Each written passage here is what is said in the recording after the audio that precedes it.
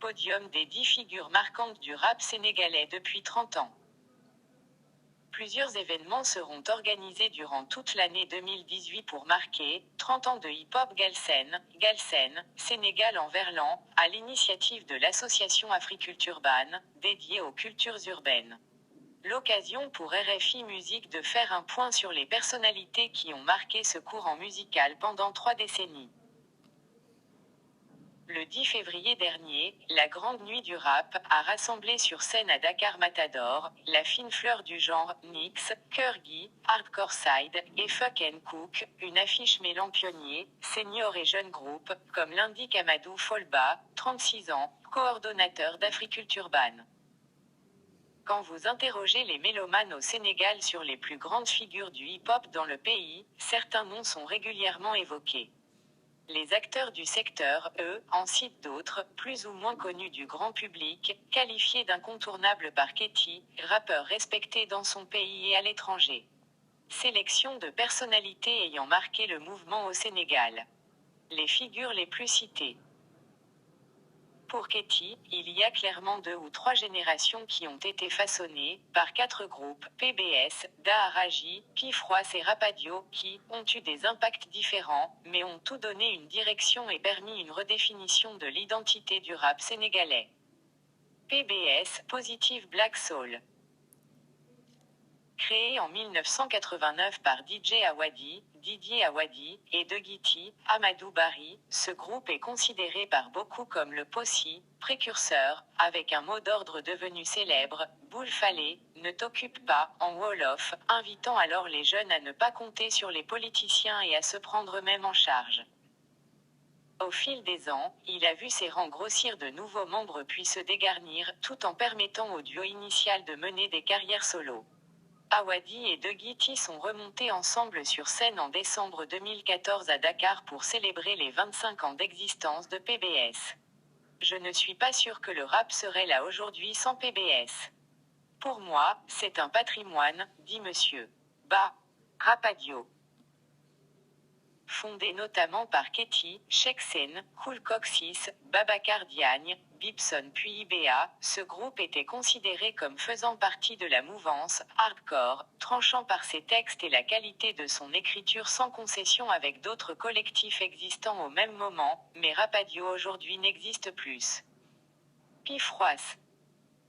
Créé en 1993 notamment par Schumann, Maktar Fall, Daddy Bibson et DJ J-Bass, Georges Martin Lopis, il a été rejoint par d'autres et était aussi réputé pour son rap engagé et virulent.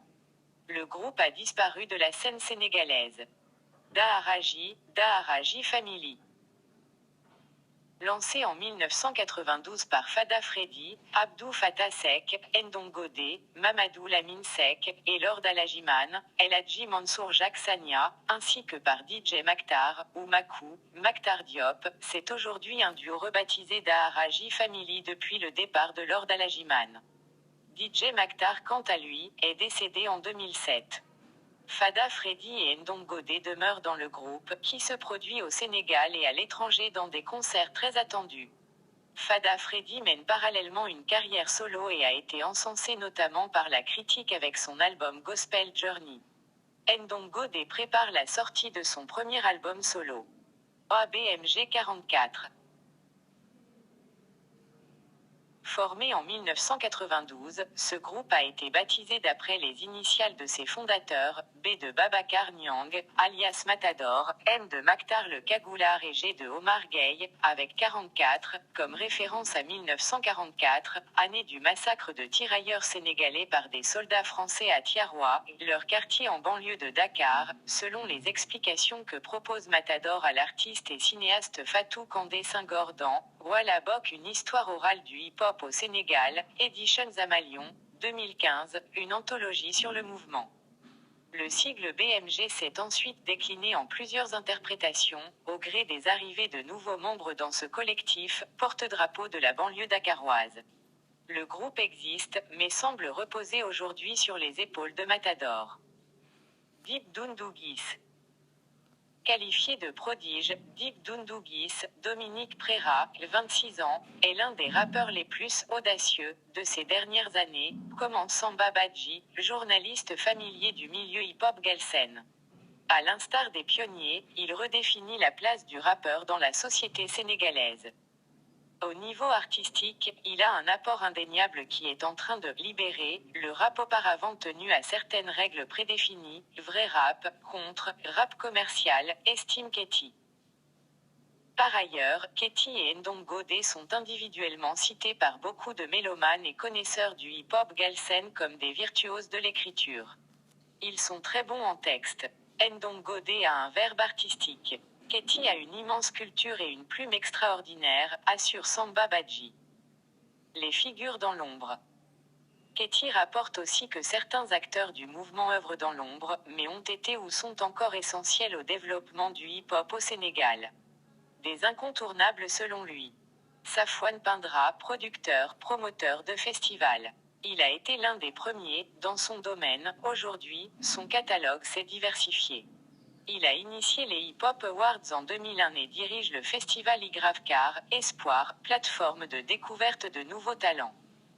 Michael Souma, animateur de radio, musicien. Il a été l'un des premiers du monde médiatique à donner une vraie plateforme d'expression au rap à ses débuts. Amad Diop, producteur, musicien. La plupart des albums de rappeurs sénégalais, de 2000 à 2010 a été enregistré dans son studio, Waliyan, entre la Médina et Fass, quartier populaire de Dakar, NDLR. Ces productions ont aidé le rap sénégalais à avoir des compositions beaucoup plus complexes musicalement. Ina Thiam, photographe, promotrice de festivals. Elle fait partie des rares femmes très actives dans le hip-hop sénégalais. Depuis des années, elle fait un travail d'archivage extraordinaire. Elle est entre autres la créatrice de Urban Women Week, un festival dédié aux femmes du hip-hop. Le rap, genre majeur et trentenaire inventif au Sénégal. Perçu à ses débuts au Sénégal comme éphémère lubie d'une jeunesse plutôt favorisée ou effet de mode venu de l'Occident, le hip-hop s'y est mué en mouvement d'expression sociale et politique. Et le rap, une de ses composantes avec le DJing, le breakdance, le graffiti et le beatboxing s'est imposé depuis des années, comme le deuxième genre musical après le très percussif mbalax. En 1984 à 1985 au moins, il y avait les prémices de ce qu'on peut appeler hip-hop au Sénégal, notamment la danse, même si tous les éléments n'étaient pas réunis, mais on a pris 1988 comme point de départ pour faire un bilan, parce que c'est une année symbolique par rapport à ce qui lie le hip-hop à la politique et plus ou moins au social, affirme Amadou Folba, 36 ans, coordonnateur de l'association Africulturban qui organise pendant un an plusieurs activités marquant 30 ans de hip-hop galsen au Sénégal. NDLR. Alioune Niang, enseignant-chercheur à l'université Gaston Berger, UGB, de Saint-Louis qui a consacré plusieurs travaux au sujet, précise, le hip-hop est quelque chose d'assez large, qui englobe le rap. Au Sénégal, le mouvement hip-hop a commencé avec la danse, au milieu des années 1980. Les premiers rappeurs ont tout commencé par la danse, Awadi, De Guiti, Matador. Cependant, 1988, qui fut marqué par une série de contestations et décrété année blanche, invalidée pour les élèves et étudiants, a eu un effet démultiplicateur sur le mouvement.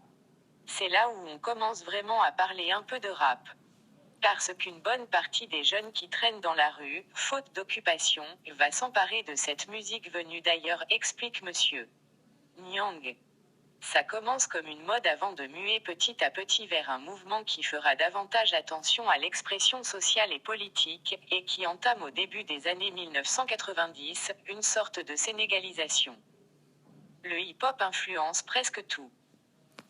Fini, les copies ou imitations américaines ou françaises, les textes évoquent désormais les réalités locales, sont écrits dans les langues locales et trouvent écho auprès d'un public plus grand.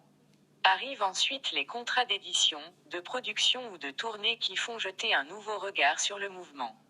L'apparition de médias privés et indépendants accroît son audience, sa visibilité. Et les clashes inévitables permettent de poser le débat sur le rôle des rappeurs dans la société. Aujourd'hui, les uns dénoncent, critiquent, les autres s'inscrivent dans la détente, le divertissement, d'autres encore s'activent comme une entreprise. On allie désormais sans complexe information et divertissement, ou éducation et divertissement, à l'instar de Katie, ex-membre du défunt groupe Rapadio, et Schumann, ex-membre du défunt groupe Pifroas, qui ont lancé en 2013 le journal télévisé Rappé. Leur chaîne YouTube compte quelques 77 000 abonnés, et leurs éditions, présentées en français et en wolof, sont vues par des centaines de milliers de téléspectateurs et internautes. Au Sénégal, le hip-hop ne se contente pas simplement d'exister, car il se réinvente aussi au fil des ans, dans sa forme, mais aussi le fond, estime Katie, interrogée par RFI Musique. En dépit de difficultés assez importantes comme la formation ou la structuration, le hip-hop galsen a quand même réussi à créer son marché et le rap reste le deuxième genre musical au Sénégal depuis des décennies maintenant, derrière le Mbalax. Aucune estimation du poids de l'un et l'autre n'a pu être obtenue dans l'immédiat. On nous considérait comme un mouvement éphémère en 1988, aujourd'hui, on est là. Le hip-hop influence les jeunes, la politique, la mode, tout dans ce pays presque. La population se laisse approprier, je trouve ça très positif, se félicite Amadou Folba, d'Africulturban, considération que le chiffre régulièrement avancé d'environ 3000 groupes de rap ou rappeurs au Sénégal, était, une estimation raisonnable.